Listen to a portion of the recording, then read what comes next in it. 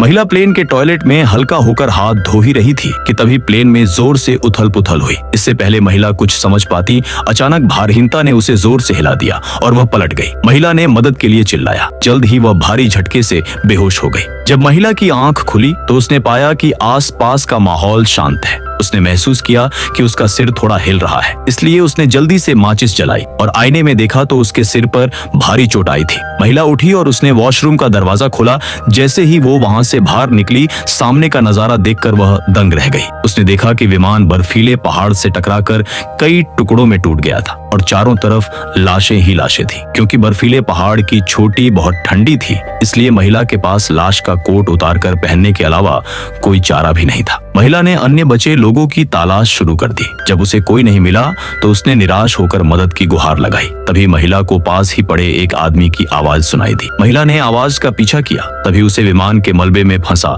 एक जीवित आदमी मिला, इसलिए उसने तुरंत उसकी मदद की। यहाँ जमकर मरने से बचने के लिए वे दोनों पहले तो केबिन में छुप गए, लेकिन अप्रत्याशित रूप से चारों तरफ से ठंडी हवा का झोंका आ रहा था। तभी उन्होंने गर्म रहने के लिए सामान ढूंढे और एक बी आकर के बाथरूम में छुप गए। अब यही एकमात्र जगह थी जो भयंकर बर्फीले तूफान का सामना कर सकती थी। चूंकि वे दोनों ठिठुर रहे थे, इसलिए उन्हें स्त्री पुरुष के भेद की परवाह नहीं थी। उन्होंने खुद को रजाई से ढक लिया और गर्मी के लिए एक दूसरे से लिपटने लगे, लेकिन फिर भी वह आदमी अभी भी कांप रहा था। महिला ने जल्दी से आदमी का हाथ अपनी छाती पर रखकर आदमी को राहत दी। दोनों ने ऐसे ही मुश्किलों भरी रात बिताई, लेकिन अब कैसे बचे, यह उनके सामने एक समस्या बन गई थी। बहुत सोचने के बाद उन्होंने ठाना कि वे अब इस पहाड़ से नीचे उतरेंगे, ये समझते हुए कि पहाड़ से नीचे उतरने का यही एकमात्र रास्ता है। उन दोनों के पास अपनी जान जोखिम में डालकर चट्टान से नीचे उतरने के अलावा कोई चारा नहीं था। आगे की कहानी बहुत जबरदस्त है। सब्सक्राइब करके कमेंट कर दो, पार्ट 2 सेकंड पार्ट आ जाएगा।